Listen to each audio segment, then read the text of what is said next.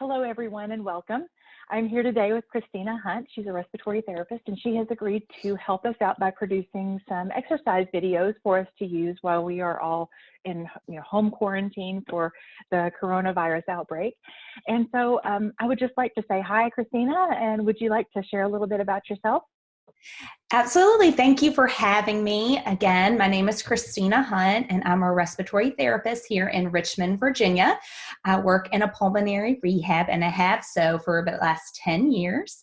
I'm also the Virginia State Champion, or one of them, for the COPD Foundation. And so I appreciate you guys having me here today. Well, thank you. Thank you so much. And I think everybody's going to really enjoy the videos that you have helped us with. We have one that is for upper body. This one that you're going to watch now is for lower body training. So I think we just had a few questions that we wanted to ask to see if maybe we could clarify a few things before people get started exercising. So the first one is, before someone starts an exercise program or a training routine, should they consult their physician about it first? Absolutely. I think anytime you start an exercise routine, whether it's strength training or walking or yoga, anything like that, you should definitely ask your doctor first. And that means with any kind of wellness change, whether you're changing your diet or adding exercise, they kind of are a good resource to let you know some things to look out for, maybe some basics to information to start with, and they may have some recommendations for you before you begin. Great, thank you. And we're also recommending that people not necessarily go to their physician's offices right now because of the coronavirus outbreak, but use your telehealth portals, your email, phone their office, but not necessary to go into the office for a question like this. So do contact them. Yes, please. Yes. And then another question we had is, can we stop mid-exercise if we are in the middle of one of these that you're going to show us here in a few minutes? If we're in the middle of an exercise, is it okay for us to stop if we feel like we need to stop? And how do we know if we need to stop? So one of the things that we talk about in pulmonary rehab is exercising to the point of stretch. So when things start getting hard, when you're just starting to feel like it's getting hard, that's a good indication that it's a good time to stop and rest. Now, sometimes because we are managing a chronic lung condition, your breathlessness may come before your muscles start feeling fatigued. But if one of those occurs, that is your body speaking to you, and is letting you know that that's a good time to stop and rest. You're going to recognize, especially with this lower body strengthening videos and exercises, that these exercises are very effective, and it's not going to take a long time to build your strength. And so you don't need to do a ton of repetitions or beat yourself up if you can only just do a few to begin with, because you're going to be able to build your strength over time. So definitely stop when it starts to get hard. Okay.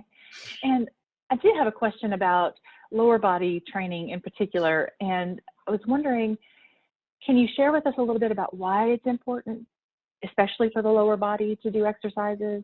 Absolutely. So leg strength is key to basically being able to do your daily tasks with less breathlessness. So we build our leg strength to get up out of chairs, to get out of the car, to stand for prolonged periods of time. It's not just cardio that comes into play, but we need to have strong leg muscles in order to do normal tasks. And so if we can build the strength in our legs, we can stand for a little bit longer. Getting up out of chairs, out of the bed, out of the car will be less difficult and cause less breathlessness overall. It's really good. It's really good to know that these are things that we do on a regular basis, and that these exercises will help us to maintain that quality of life. That's absolutely really good to emphasize. And the last question I have for you is, what about wearing supplemental oxygen while we exercise? Is that okay? That is a really great question. So wearing supplemental oxygen is definitely a must if you've been ordered the oxygen continuously or with exertion. Because we are doing strength training, those muscles need that oxygen in order to be able to do work for you. And so if you have been ordered oxygen continuously or with exertion, you will want to put that oxygen on before doing these exercises.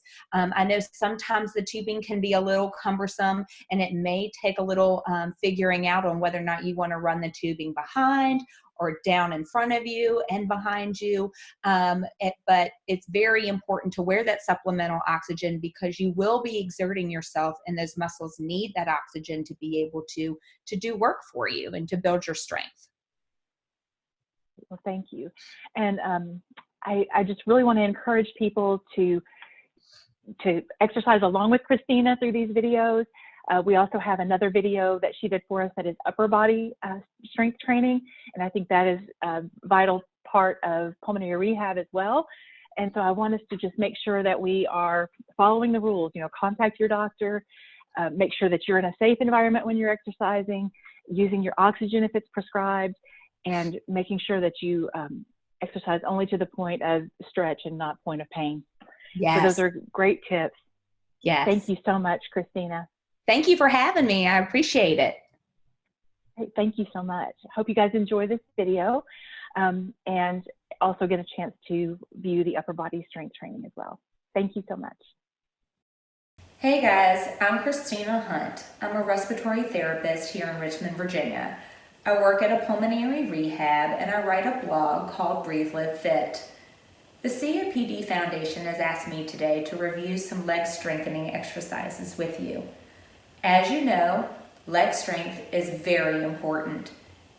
We use our legs for practically everything we do all day long, whether it's walking or standing, getting up out of a chair, getting out of your car, going up steps. We need our leg strength. Stronger legs will help you to have less breathlessness. The COPD Foundation, as well as myself, want you to feel as strong as you possibly can. So today I'm going to review some of those leg strengthening exercises that we go over in our pulmonary rehab. The cool thing is that you don't need a lot of fancy exercise equipment. I'm here in my home today in my workout room, but you don't need a fancy workout room to do these exercises. All you need is a stable chair. You don't want a chair that you're going to sink down into. You kind of want one that's kind of sturdy and kind of hard to sit on.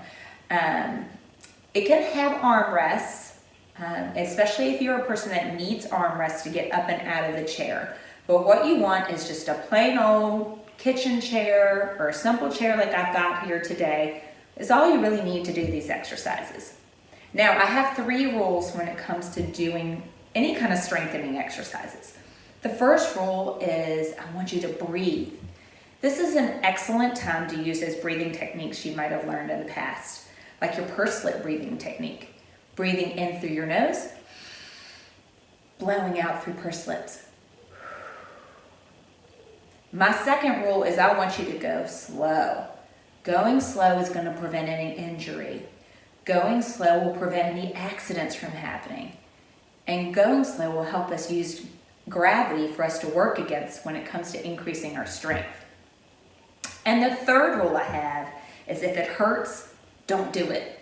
If you are feeling discomfort with any of these exercises, I want you to stop doing the exercise right away and find a different exercise that you might want to incorporate into your routine. But don't do the exercise if it hurts.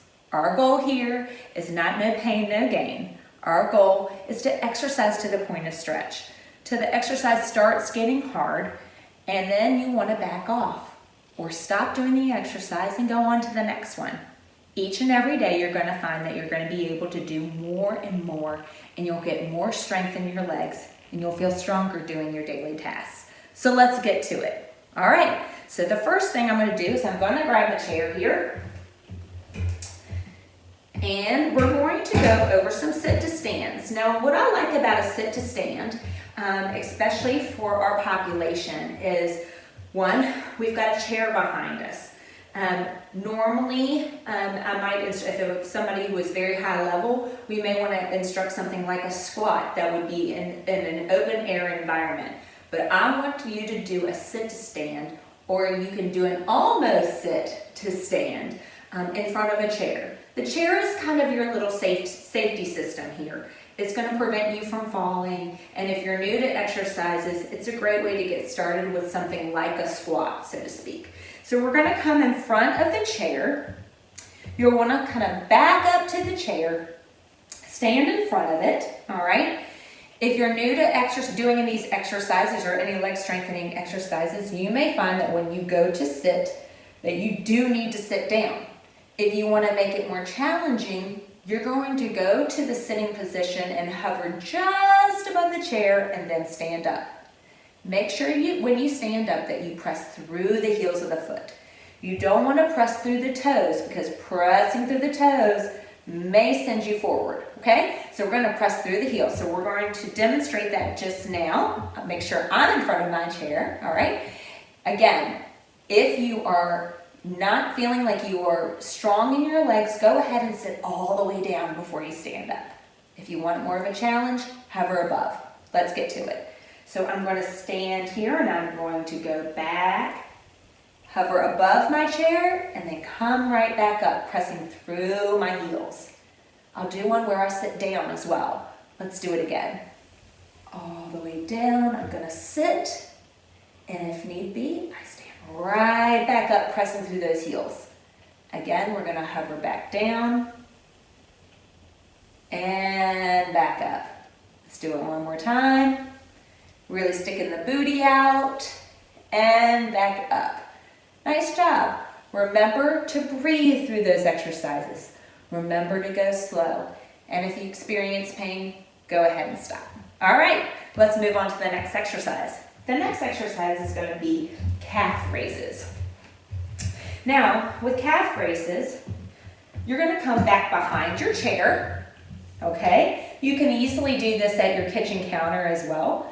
But you'll come back behind the chair because you're going to use your chair as kind of your stability. You'll lightly press your hands on top. You don't need to put your body weight on it because you don't want to press the chair backwards. We're merely using the chair to help balance us as we come up and do our calf raise exercise, okay? Stand with your feet shoulder length apart, tips of your fingers on the chair, and you're going to come up on your toes and come back down. Remember to breathe in and blow out. Breathe in and blow out. Going slow, keeping your back straight. Come down. One more time. Up and down. Nice job. Now the next exercise we're going to do is a hip abduction. So when we're doing hip abductions, we're going to take our legs one at a time out from our sides and back, and then alternate with the other side and back, all right? Going nice and slow, we'll place our hands gently on our chair. We're going to bring our hips out, back down. Other leg, back down. Breathe in, blow out. Breathe in, blow out. Go nice and slow. Try to keep that back straight. Nice job.